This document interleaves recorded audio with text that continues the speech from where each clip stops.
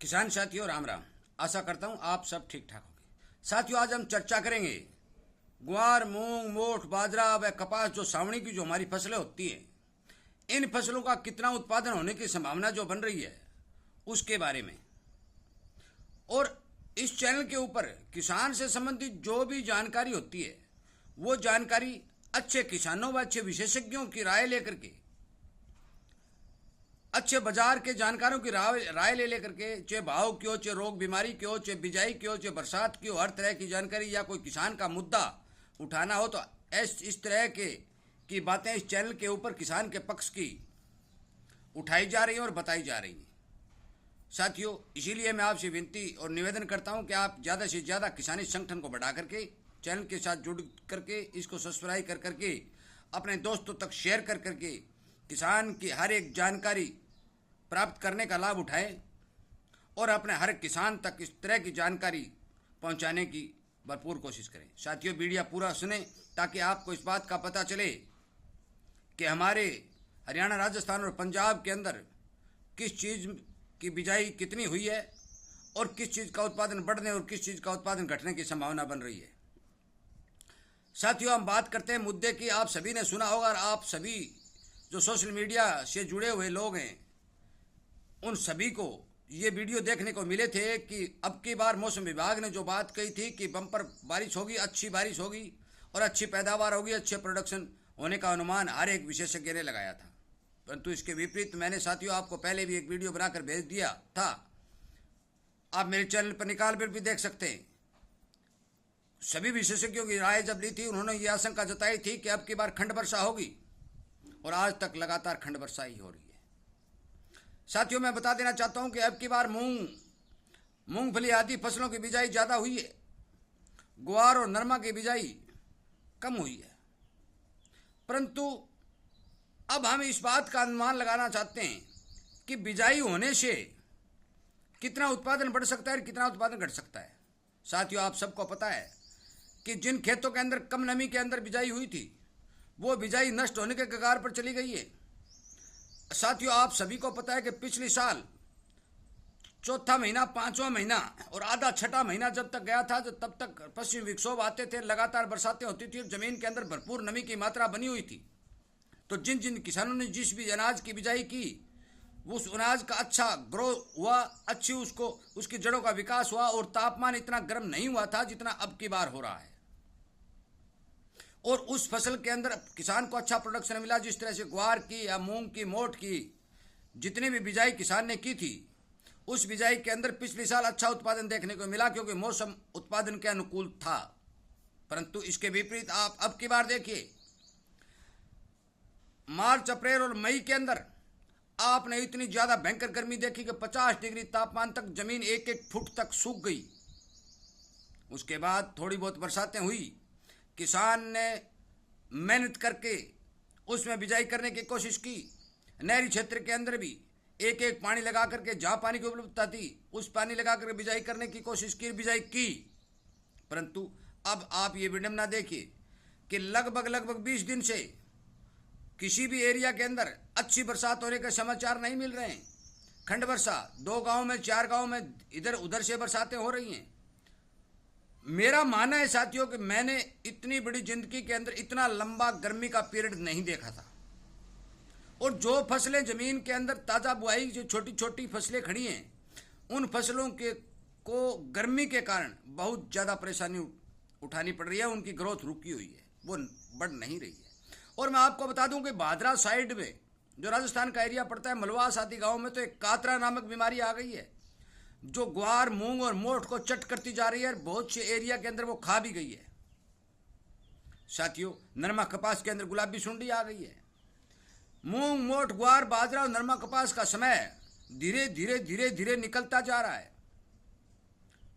जब हम इसकी कटाई की ओर ध्यान देते हैं कि इसकी कटाई कौन से महीने में होती है तो लगभग 10वें महीने के अंदर किसान भाई ग्वार, मूंग, मोठ और बाजरा आदि की कटाई कर लेते हैं। और 10वें महीने में दिन कितने बचे ये आप खुद समझदार हैं। 8वां महीना लगने को आया, अब तक बहुत बड़ा भूभाग कम वर्षा की चपेट में है। मैं हरियाणा के आपको आंकड़ा बताने चाहता हूं कि हरियाणा के अंदर अब तक की 35% बरसात की कमी दर्शाई जा रही है। आप ये मान के देखिए कि 35% की कमी कितनी बड़ी कमी होती है, और किसान को इस बारे कितना नुकसान होता है, अनाज को कितना नुकसान होता है। साथियों, चाहे सरकार कुछ भी कहे, चाहे मौसम विभाग कुछ भी कहे, मैं 500, 700 किलोमीटर से किसानों के साथ जुड़ा हुआ हूं, उनसे हर 24 घंटे बात करता रहता हूं। बाजार के व्यापारियों के साथ जुड़ा हुआ हूं, उनसे भी बात करता रहता हूं। डॉक्टरों, विशेषज्ञों के साथ जुड़ा हुआ हूं, उनसे भी बात करता रहता हूं। उन सभी का मानना है कि यदि जल्दी ही इंद्र भगवान ने किसानों की सुध नहीं ली तो अब की बार किसान को डबल मार पड़ेगी। बिजाई की प्रोडक्शन नहीं हुआ। पिछले साल और इस साल के अंदर यदि अंतर देखें और तुलना करें तो पिछले साल जो जमीन के अंदर नमी मौजूद थी, वो नमी अब की बार कहीं दिखाई नहीं दे रही है। मैं मानता हूं साथियों कि कुछ गांवों में चुटपुट बरसातें हुई है, उन गांव में फसलें ठीक खड़ी है, परंतु एक बहुत बड़ा एरिया जिसके अंदर बरसात की बहुत ज़्यादा कमी दर्ज देखी जा रही है, उस एरिया में यदि 4 आंगन बरसात में किसान ने बिजाई की, वो बिजाई मर रही है और समय निकलता जा रहा है। समय के अभाव में किसी भी फसल को पकने के लिए और अपना जीवन चक्र पूरा करने के लिए समय की आवश्यकता होती है। साथियों, मैं आपको बता देना चाहता हूं कि 7वें महीने के केवल 10 दिन बाकी है, 8वां महीना पूरा बाकी है, और 9वें महीने के 15 तारीख के बाद ग्वार, मूंग और मोठ जितने भी थोड़ी सी ठंड महसूस होने लगती है और ये पीले हो जाते हैं, उनके फलियों के अंदर दाने बनने की कतई को संभावना नहीं रहती। बनता है तो वो चिपक जाता है। केवल 60 दिन का समय फसल को पकने, तैयार होने, अपनी बढ़वार करने, पूरा जीवन चक्कर चलाने के लिए बचा है साथियों। और इसके अंदर यदि इंद्र भगवान बरसातें लगातार होती रहती हैं, जमीन के अंदर संपूर्ण नमी बनी रहती है, तो मैं मानता हूं कि प्रोडक्शन ठीक निकल सकता है। परंतु अब जो जबक लगी है, जो बरसातें 20 दिन गायब हुई हैं, यदि इसी तरह की 5 या 7-10 दिन की जबक एक और लग गई तो मान के चलो कि प्रोडक्शन आधा हो जाएगा, सीधा आधा हो जाएगा। इस 20 दिन के पीरियड के अंदर जो गर्मी पड़ी है, इसके अंदर किसान का 20 और 25% का प्रोडक्शन घट गया। और यदि अब बरसातें होती भी हैं, इंद्र भगवान मेहरबान होती हैं, तो मान के चलो बीच में जबक नहीं लगती है तो ठीक ठाक हो सकता है। परंतु यदि बीच में जबक लग गई तो आप मान के चलो कि ग्वार, बाजरा, मूंग, मोठ, नरमा आदि का उत्पादन 50% तक घट जाएगा। ये बात मेरी याद रखना आप साथियों। किसान बहुत परेशान है, खेतों में फसलें जल रही हैं, भगवान ऊपर से बरसात के लिए तैयार नहीं है। और मैंने बार बार आपसे विनती भी की है, आपके सरकार के नुमाइंदों तक ये बात पहुंचाएं, सरकार को ये बात कहें कि भारत के इतने बड़े एरिया को केवल बरसात पर निर्भर रख करके पूरी जनता का पेट नहीं भरा जा सकता, इतना बड़ा प्रोडक्शन नहीं उठाया जा सकता। इसलिए सरकार को चाहिए कि किसान को पर्याप्त पानी खेतों में सिंचाई करने के लिए पहुंचाने की व्यवस्था करे। यदि आप बोलेंगे, आप आवाज़ उठाएंगे तो सरकार कुछ न कुछ करेंगी। श्रीमान श्री वाजपेयी जी ने नदियों का एकीकरण करने की जो घोषणा की थी, उसके ऊपर काम नहीं चल रहा है, बहुत धीमी गति से काम चल रहा है। उस परियोजना के ऊपर युद्ध स्तर पर काम करके किसान के खेत तक यदि पानी पहुंचाया जाता है तो 1 अरब 40 करोड़ जनसंख्या का पेट भरने लायक अनाज पैदा हो सकता है साथियों। परंतु यदि भारत का बहुत बड़ा भूभाग क्षेत्र है इसी तरह बरसात पर निर्भर रहा और बरसात ने इस तरह से अपनी नज़र फेर ली, तो मान के चलो कि इस देश के अंदर अनाज की उपलब्धता घटेगी।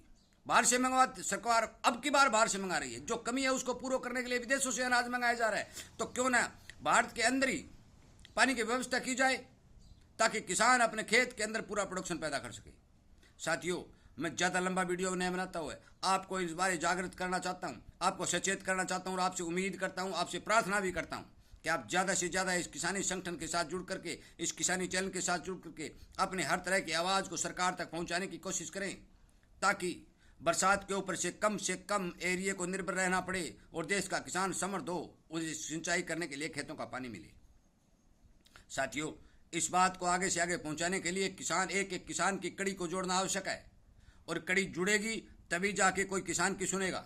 इसलिए कृपया करके मेरी बात पर ध्यान दें। मैंने जो सिस्टम आज चल रहा है, जो बरसात की स्थिति है, पूरे भारत के अंदर बरसात की कमी है, चाहे विशेषज्ञ कुछ भी कहें, पर जो खंड वर्षा हो रही है वो पहले मैंने कही थी, अब भी मैं कह रहा हूं कि यही पोजीशन चलेगी। ये जलवायु परिवर्तन का असर है, इसमें भारत अछूता नहीं रह सकता, नहीं रह सकता। इस पर्यावरण को बदलने में काफी समय लग जाएगा, एक पीढ़ी बीत जाएगी जब जाके ये पर्यावरण सुधरे, तो सुधरे नहीं सुधरे। और ये आपको एक बात और भी ध्यान रखनी है कि यदि आप ट्यूबवेलों के पानी का ज़्यादा इस्तेमाल करेंगे तो आपकी ज़मीन की उपजाऊ शक्ति भी घटेगी, और किसान मजबूरी में ट्यूबवेलों का इस्तेमाल करता है। बरसात की कमी, नहरों के पानी की कमी जो दर्शाती है, जो किसान की बिल्कुल हानि पहुंचाने का सीधा सीधा कारण ये बनता ही बनता है। इसलिए कृपया करके मेरे इस वीडियो को ज़्यादा से ज़्यादा शेयर करके इस किसान तक पहुंचाएं और भारत देश के किसान की बरसात पर निर्भरता कम करके हर खेत तक पानी पहुंचाने के लिए अपनी आवाज़ को उठाएं, ताकि इस बारे को सुधरे सके। साथियों, इसी तरह की जानकारी और इसी तरह के समाचार आप यदि सुनने की इच्छुक हैं तो आप इस चैनल के साथ जुड़ें, सब्सक्राइब करें, अपने दोस्तों तक शेयर जरूर करें, ताकि उन्हें भी इस तरह की जानकारी का पता चल सके। बातें बहुत हैं, परंतु वीडियो के माध्यम से सारी बात नहीं कह जा सकती। मोटी मोटी बात मैंने आपको बता दी।